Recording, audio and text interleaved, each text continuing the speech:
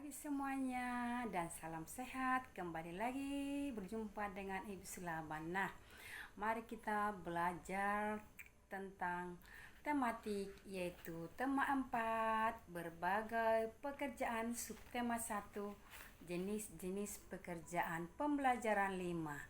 Nah, adapun dalam pembelajaran 5 ini adalah memuat 2 pelajaran yaitu SBDP dengan IPS. Nah, tujuan pembelajaran dapat dibaca oleh anak didik kami untuk menghemat waktu. Nah, mari kita belajar lebih lanjut. Nah, banyak cara yang dilakukan oleh pelukis untuk mencari inspirasi. Salah satu adalah dengan mengamati kegiatan dan peristiwa yang terjadi dalam kehidupan sehari-hari. Sama halnya pada minggu yang lewat, kamu telah menggambar sebuah rumah dengan menggunakan imajinasimu atau inspirasimu. Bagaimana biar cantik atau indah gambarmu itu. Nah, sekarang kita seorang pelukis ya. Banyak cara yang dilakukan oleh pelukis untuk mencari inspirasi. Yaitu salah satunya mengamati kegiatan dan peristiwa yang terjadi di dalam kehidupan sehari-hari. Contohnya jenis kegiatan atau jenis pekerjaan ya. Jenis pekerjaan misalnya jenis pekerjaan guru, apa kegiatannya? Mengajar. Contoh kedua, jenis pekerjaan sebagai penjaga sekolah, apa kegiatannya? Membersihkan lingkungan sekolah. Jenis pekerjaan ketiga, kepala sekolah, apa tugasnya atau kegiatannya? Memimpin sekolah. Jenis pekerjaan misalnya penjaga kantin, apa tugasnya? Menjaga kantin dan melayani murid di sekolah. Tenaga administrasi, apa tugasnya? Mengelola administrasi di sekolah. Ini semua yang berhubungan masih tugas atau kegiatan atau pekerjaan di sekolah ya. Ini semua masih pekerjaan yang pekerjaan yang bertugas masih di sekolah ya. Yang kelima kegiatan ini. Nah, sekarang tahukah kamu apa sketsa itu? Nah, sketsa merupakan gambar kasar bersifat sementara, baik di atas kertas maupun di atas kanvas, dengan tujuan untuk dikerjakan lebih lanjut sebagai lukisan. Mengapa kita perlu membuat sketsa? Nah, untuk memberikan gambaran, tema, meminimalisir kesalahan, mempertajam pengamatan, meningkatkan kemampuan, mengkoordinasi pengamatan, melatih keterampilan tangan. Membuat sketsa itu maksudnya kita buat dulu misalnya garis-garisnya, sekalian mengeluarkan inspirasi dari otak kita.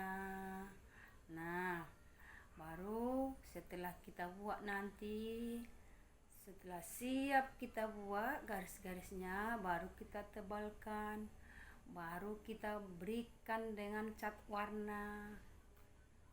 Itu yang dimaksud pertama membuat sketsa. Membuat garis-garisnya dulu nanti ya.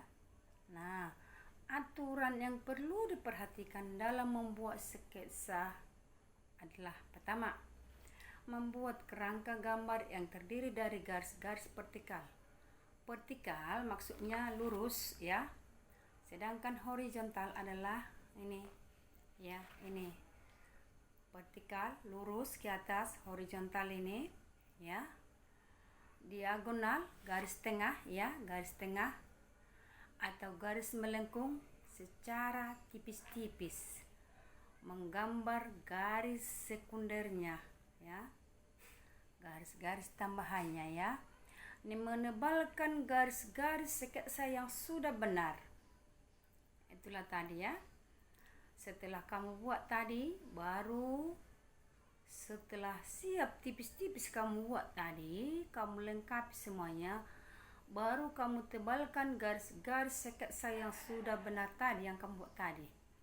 Ketebalan sesuai dengan karakter jenis garis yang diinginkan.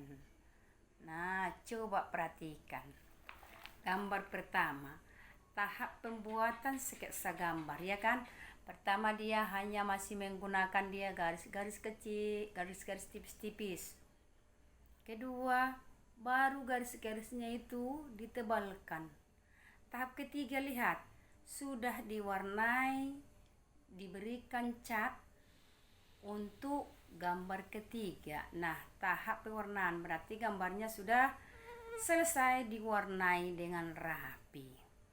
Itulah tadi tahap-tahapnya. Nah, sebelumnya kamu telah mengenal berbagai kegiatan ekonomi dan pekerjaan yang terkait dengannya.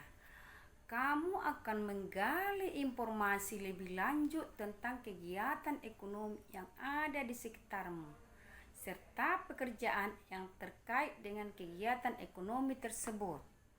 Nah, kegiatan ekonomi. Apa itu kegiatan ekonomi itu? Kegiatan ekonomi adalah semua kegiatan yang dilakukan oleh manusia untuk memenuhi kebutuhan hidupnya. Ya. Jenis-jenis kegiatan ekonomi. Kegiatan produksi. Kegiatan produksi ini yang menghasilkan barang atau jasa untuk memenuhi kebutuhan. Kegiatan meningkatkan nilai guna barang. Orang yang melakukan kegiatan produksi disebut produsen. Ya. Baru kegiatan ekonomi adalah kegiatan yang dilakukan oleh manusia tadi yang memenuhi kebutuhan hidupnya. Ya, kedua, kegiatan distribusi. Ya.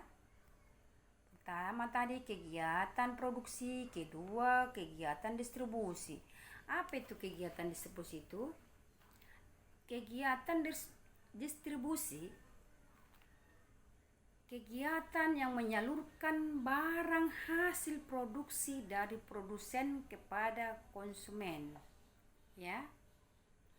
Konsumen itu yang menggunakan, yang memakai, produsen yang menghasilkan, ya. Orang yang melakukan kegiatan distribusi disebut distributor. Sekali lagi, orang yang melakukan kegiatan distribusi disebut distributor, ya. Nah, ketiga, kegiatan konsumsi. Apa pula yang dimaksud dengan kegiatan konsumsi ini? Kegiatan yang menggunakan atau menghabiskan barang dan jasa. Nah, orang yang melakukan kegiatan konsumsi disebut konsumen, ya. Orang yang melakukan kegiatan konsumsi disebut konsumen. Nah, contoh tadi kegiatan yang ada di sekitarmu, kegiatan ekonomi yang ada di sekitarmu. Misalnya, ada warung. Pekerjaan apa di situ? Pelayan, ada kasir, ada tukang masak, misalnya koki ya. Misalnya warung makanannya kan. Baru sekolah. Apa pekerjaan di sekolah? Ada guru, kepala sekolah, penjaga sekolah. Nah, misalnya kegiatan ekonomi di rumah sakit. Ada dokter, perawat, petugas kebersihan. Nah, di pasar misalnya ada pedagang, kuli panggul, petugas kebersihan. Supermarket misalnya, pekerjaan apa di situ? Kasir, pramuniaga, petugas parkir, dan sebagainya. Ya. Nah, bisa lagi kamu nanti cari jenis-jenis pekerjaan atau kegiatan ekonomi yang ada di lingkungan sekitarmu. Misalnya warung tadi sudah, misalnya ada tukang sepatu bisa. Itu kegiatan ekonomi di sana. Yang adalah kegiatan ekonomi di sekitarmu, bisa kamu tambahkan lagi nanti banyak lagi. Sesuai yang ada, semuanya yang ada di lingkunganmu. Nah, dengan pembelajaran kita mengenai SBDP hari ini, di situ pembelajaran SBDP mengenai tadi penggunaan sketsa, dan di bukumu pun nanti, bukumu tema 4 ya, halaman 27 di situ belajar menggambar bentuk. Di situ lengkap dijelaskan apa itu duksel, apa itu cara titik ya. Langsung di situ dibuat contoh gambar-gambarnya.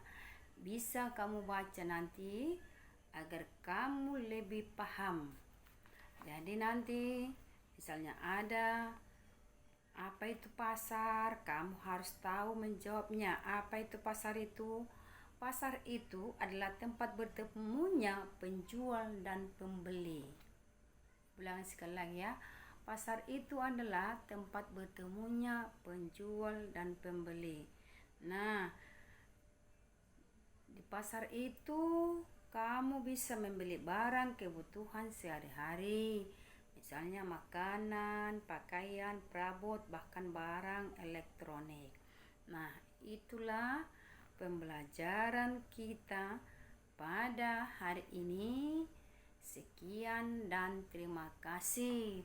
Semoga anak didik kami tetap semangat belajar. Sekian dan terima kasih. Bye-bye.